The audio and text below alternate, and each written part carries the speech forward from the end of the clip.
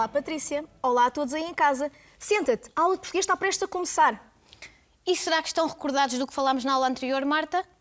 Eu acho que sim. Vamos lá ver. Então, na aula anterior começámos por falar sobre uma classe gramatical de palavras, uma classe aberta, e que retratava os adjetivos. E vimos que os adjetivos poderiam ser qualificativos ou numerais. Portanto, os adjetivos que nos permitem qualificar, caracterizar algo ou alguém. Depois falámos de outra classe de palavras com diferentes valores e classe essa que era a classe do advérbio. Vimos que são palavras invariáveis e que modificam o sentido do verbo, do adjetivo e do próprio advérbio. Exatamente. E agora que já fizemos uma breve revisão, estamos prontas para corrigir o nosso desafio, não é? Vamos a isso. Bom, como te lembras, tínhamos-te pedido um texto descritivo e como nós temos vindo a falar de viagens e da nossa paixão pelas mesmas, nada melhor do que falar sobre uma viagem. Então vou ler-te o nosso texto descritivo. Nas férias de Carnaval, visitámos o Castelo de Bragança. Ao avistá-lo, constatámos que era grandioso e muito antigo. Possui uma imponente torre de homenagem e uma muralha dupla, formada por 15 torres e 3 portas. Existe uma cidadela ainda ativa dentro das muralhas, pois há pitorescas casas onde habitam muitas pessoas. O ambiente que se vivia no castelo era de festa. Havia músicos a tocar gaitas de foles e parecia que tínhamos regressado à época medieval. O cheiro era bastante intenso, pois naquela noite iam queimar o diabo, uma tradição bragantina. Bom, o texto descritivo, como nós falámos, deve conter adjetivos, deve conter nomes, deve conter sensações, daí nós falámos que o ambiente que se vivia era de festa, que parecia mesmo que tínhamos regressado, andado no passado. Bem, tínhamos feito uma viagem no passado, não é? Exato. E a seguir? Falavas de férias neste teu texto descritivo. É verdade. E que saudades que eu tenho de ir de férias. Mas já que falas sobre estas viagens a algumas das localidades portuguesas, fizeste-me lembrar de quando eu era pequena e ia de férias com os meus pais. E tenho bem presente a memória de quando a minha mãe pegava no mapa e ia dando as orientações ao meu pai. Vira à direita, corda à esquerda, já te enganaste. O mapa era fundamental. Se fosse hoje, já não precisávamos de mapa para nada. Hoje temos o GPS que nos traça logo a rota exata do nosso destino. E se nos enganarmos? E se nos enganarmos, ele orienta-nos novamente. Arranja-nos outra rota. É verdade. E olha que jeito teria dado um GPS no tempo da expansão marítima. Os nossos navegadores que se desviavam tanta vez da rota teriam com certeza chegado muito mais rapidamente ao destino se tivessem utilizado um GPS, mas infelizmente não tinham essa sorte. É verdade, Patrícia. Mas isso só prova o quão corajoso era o nosso povo. É verdade, não concordas? é verdade. E, de facto, ao enfrentarem o medo desconhecido, mostra que eles eram mesmo muito valentes, os nossos navegadores.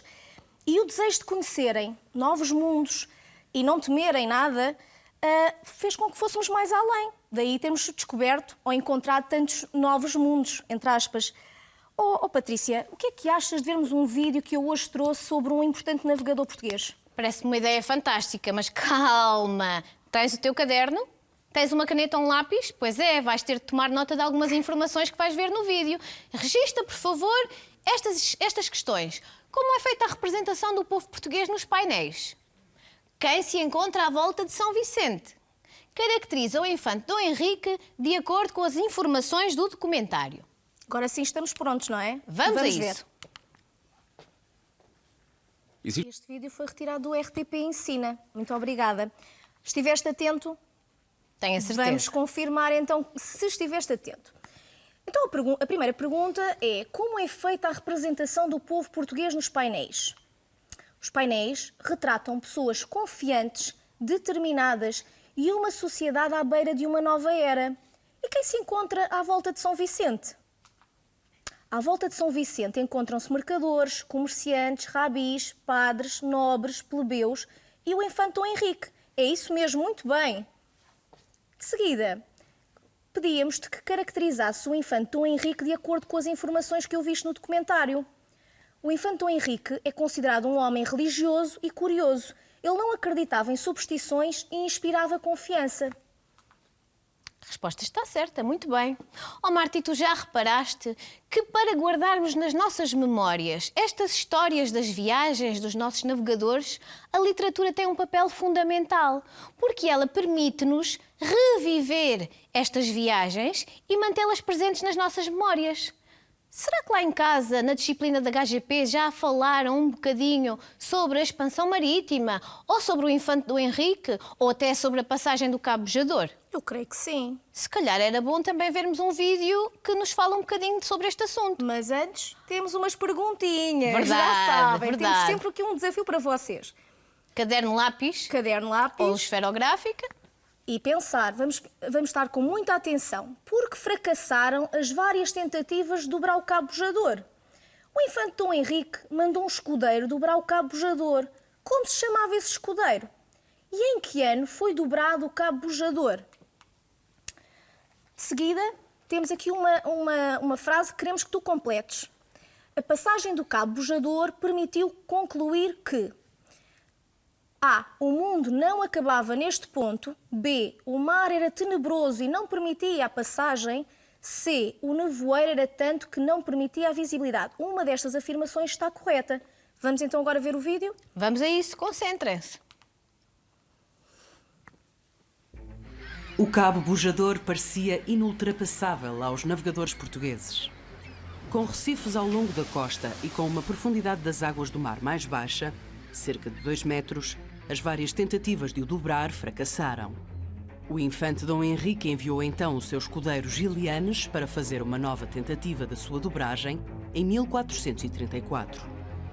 Gilianes, chegando ao Cabo Bojador, resolveu levar a sua embarcação para o oeste e assim tentar evitar as dificuldades conhecidas. Conseguiu assim dobrar o cabo e avançar mais para sul da costa africana.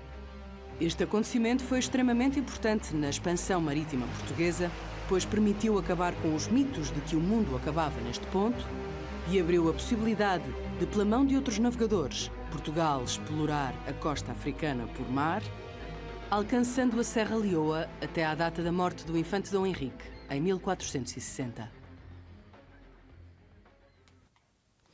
Vamos lá então testar a tua concentração.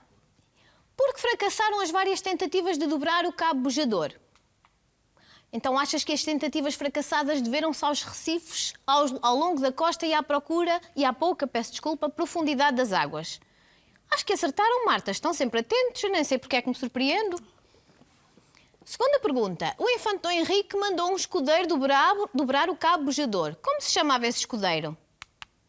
Boa, Gilianes foi o escudeiro enviado pelo Infante Dom Henrique para dobrar o cabo. Excelente. Em que ano foi dobrado o Cabo Bojador? Será que sabem? Muito bem, foi dobrado em 1434.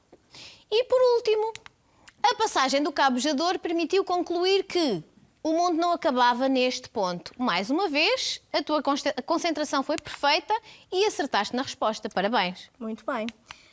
Bom, Patrícia, hoje vamos falar de uma autora que eu já referi anteriormente noutras aulas. Eu sou suspeita, eu gosto muito das obras dela.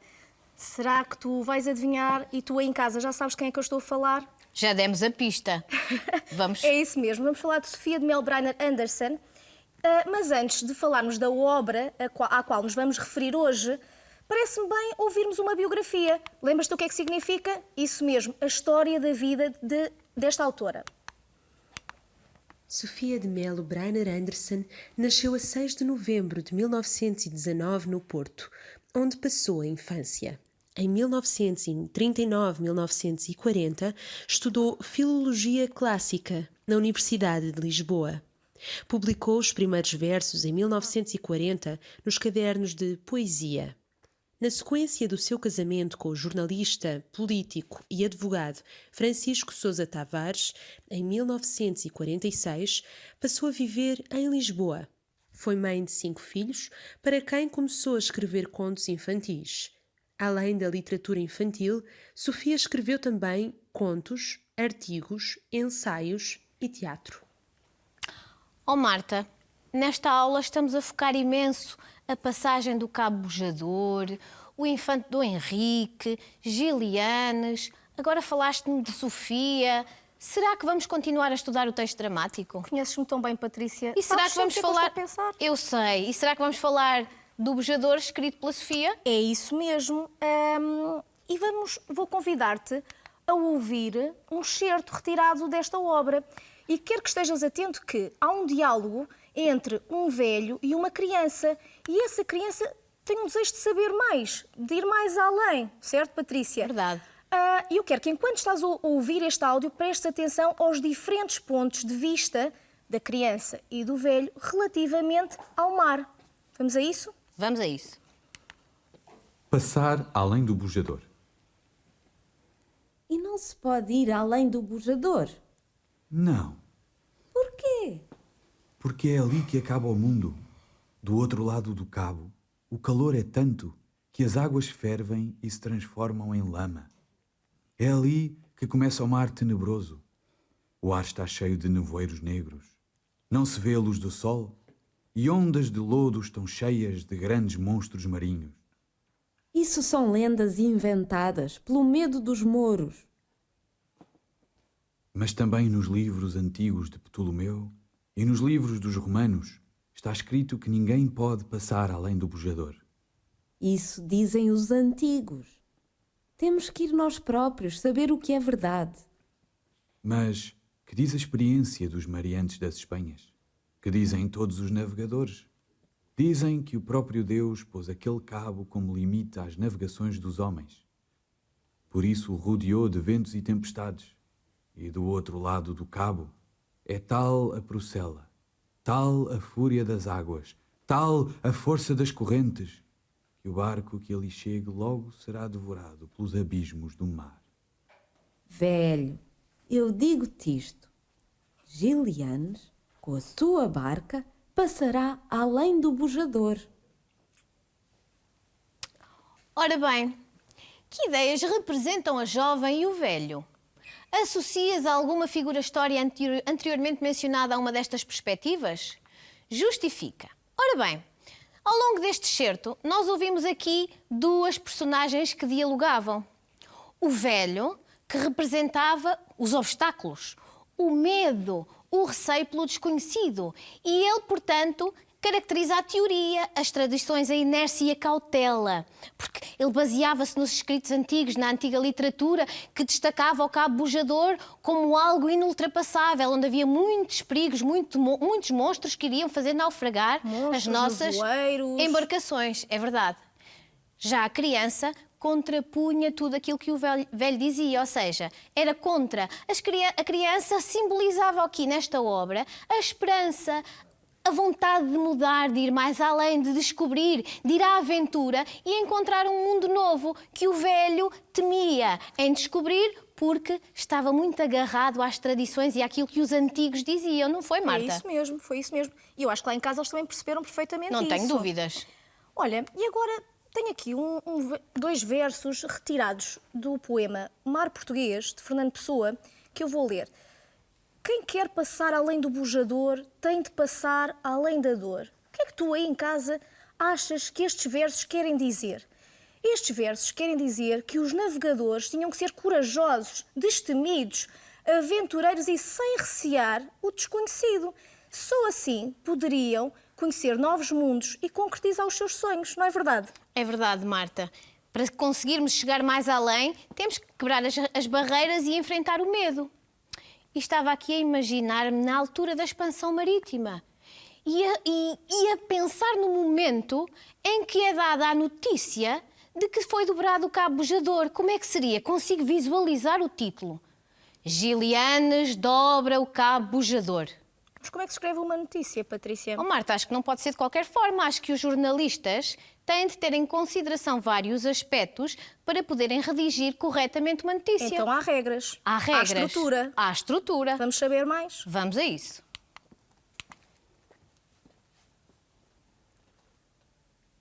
Uma notícia é um texto informativo sobre um acontecimento atual e com interesse para o público em geral, difundido pelos meios de comunicação social. A sua linguagem deve ser clara e objetiva. O título é obrigatório e encabeça a notícia. Um bom título deve conter informação básica para orientar o leitor. mencionar o facto principal da notícia, ser breve e apelativo para despertar o interesse. O lead é o primeiro parágrafo da notícia. Deve conter as respostas às 4 questões fundamentais. Quem? Quem esteve envolvido na ação relatada? O quê? O que aconteceu realmente? Quando? Em que momento os factos aconteceram? E onde? Em que local ocorreu a ação? Ao desenvolvimento detalhado da notícia, chama-se corpo da notícia. E procura responder às questões: como? De que maneira ou por que processos tudo aconteceu? E porquê? Que motivos contribuíram para a situação noticiada ou com que objetivos ela aconteceu? Bem, tal como os navegadores, nós também temos um desafio para ti. Quero que imagines que estás no ano de 1434, és o cronista do rei e tens como missão escrever a notícia da passagem do Cabo Bojador. Estás preparado? Olha, espera, estão-me ali a fazer sinais, Patrícia. Acho que é uma notícia de última hora. Vou interromper a nossa emissão. Vamos ver. O que é que se passa? Gilianes dobra Cabo Bojador.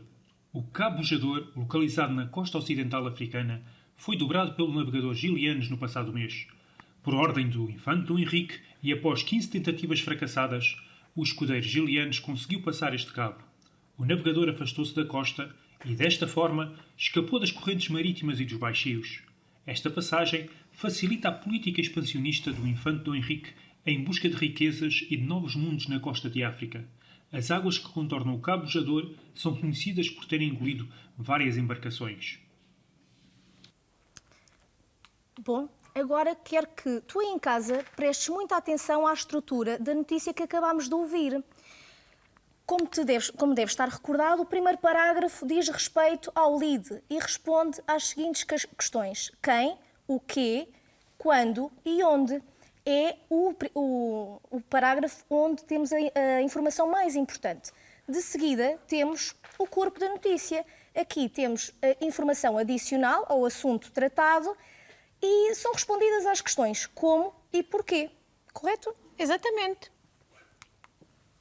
E já que falamos em Gilianes e nos ventos e nas tempestades e nas lendas que muitas vezes surgem em volta destas situações, pedimos-te agora que te concentres nestas frases. Presta atenção.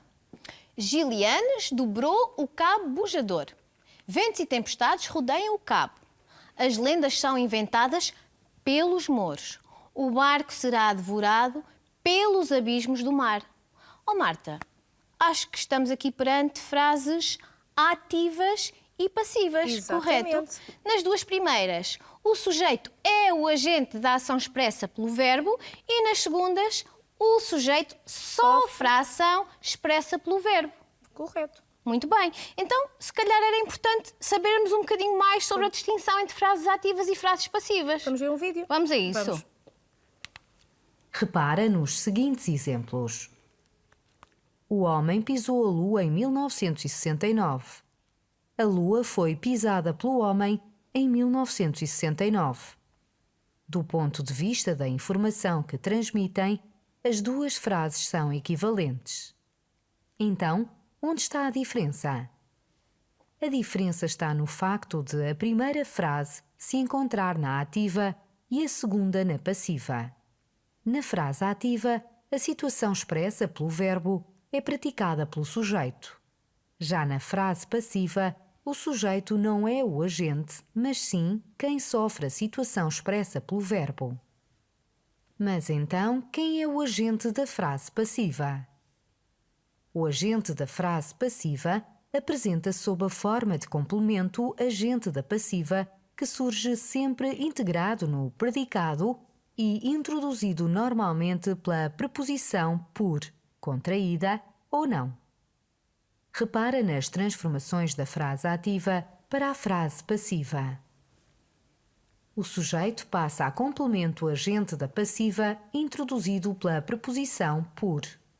O complemento direto passa a ser o sujeito. E o verbo assume uma forma composta através da junção do verbo auxiliar ser com o particípio do verbo principal.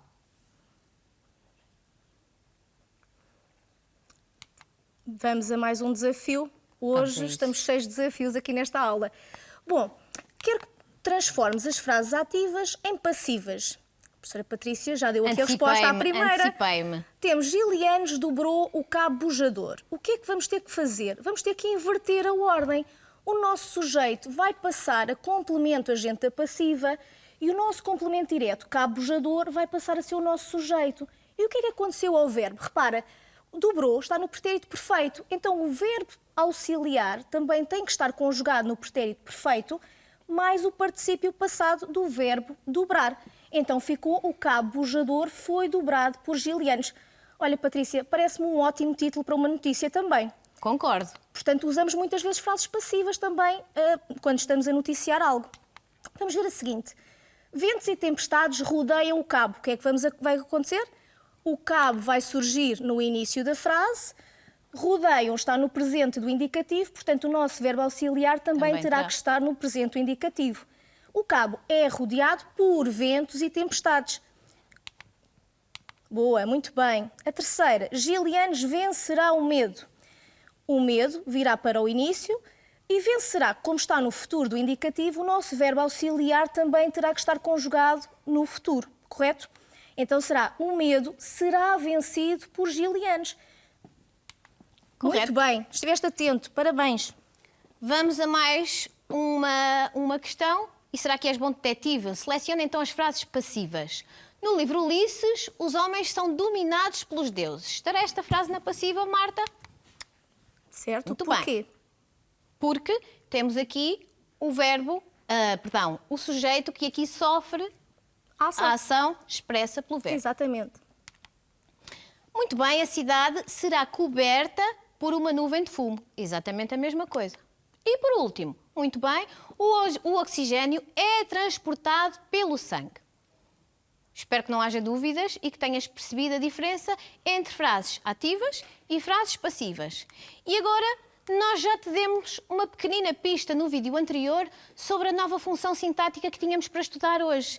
Ela é o complemento agente da passiva e surge-nos quando temos uma frase que está na passiva. E podemos fazer uma pergunta ao verbo. Lembras-te do truque das perguntas ao verbo?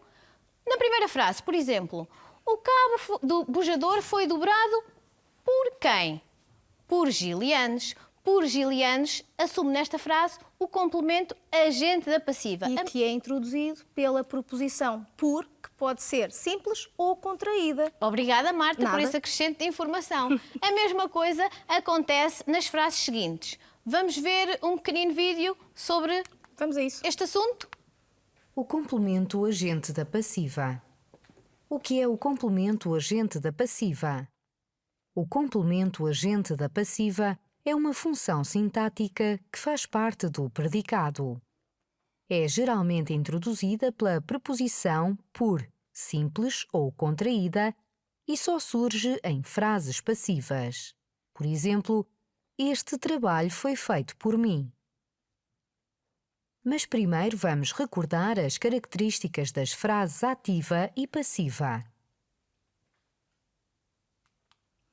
Bom, temos mais um exercício. Quero que identifiques em cada frase a função de complemento agente da passiva. Observa a primeira. Os homens são amados pelos deuses por causa da sua valentia, desculpem. Portanto, o complemento agente da passiva é pelos deuses. Correto, muito bem.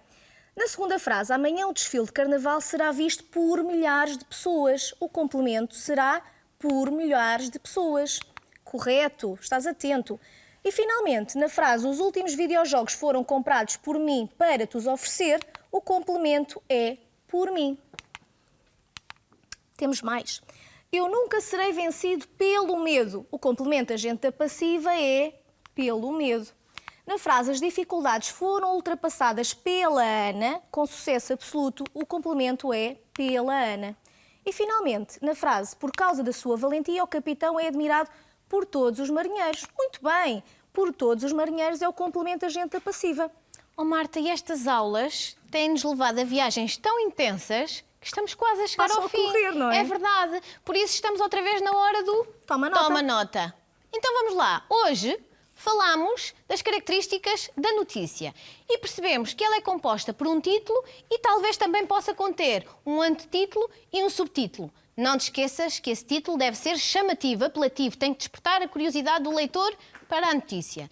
Depois, o primeiro parágrafo é designado de lead e responde às questões quem, o quê, quando e onde e trata da informação essencial, que normalmente se encontra aqui destacada. Os restantes parágrafos compõem o corpo da notícia e podem ou não responder às questões como e porquê. Aqui desenvolve-se a informação contida no lead, sendo constituída, então, como já referi, pelos restantes parágrafos. Tomas nota?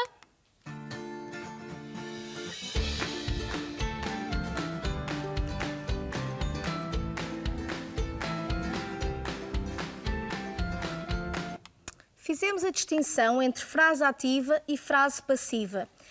Na frase passiva, o sujeito da frase é o agente da ação, expressa pelo verbo. Repara, na frase, o rapaz descobriu o tesouro, enquanto que na frase passiva, o sujeito da frase sofre a ação expressa pelo verbo. Repara, o tesouro foi descoberto pelo rapaz.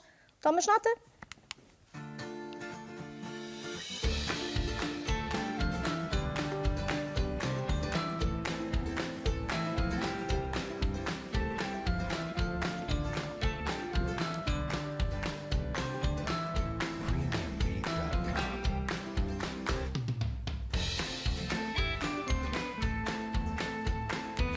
Por último, falámos do complemento agente da passiva e percebemos que ele é selecionado pelo verbo de uma frase passiva, que é introduzido pela preposição por, simples ou contraída. E temos aqui um exemplo. As casas, o sujeito, foram invadidas pelos inimigos. Cá temos o complemento agente da passiva. Queres registar?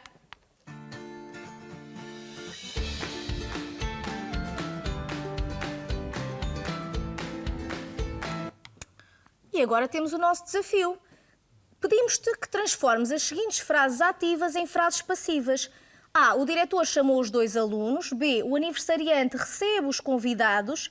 C. Todos os colegas apreciavam o Miguel. Marta, falámos hoje, vamos apresentar o nosso sumário. Falámos hoje, fizemos a compreensão da oralidade através de um documentário e de uma animação relativos ao cabo bujador. Interpretámos um excerto do texto dramático Passar Além do Bujador. Vimos também as características da notícia, as frases ativas e passivas e o complemento agente da passiva. Até à próxima aula.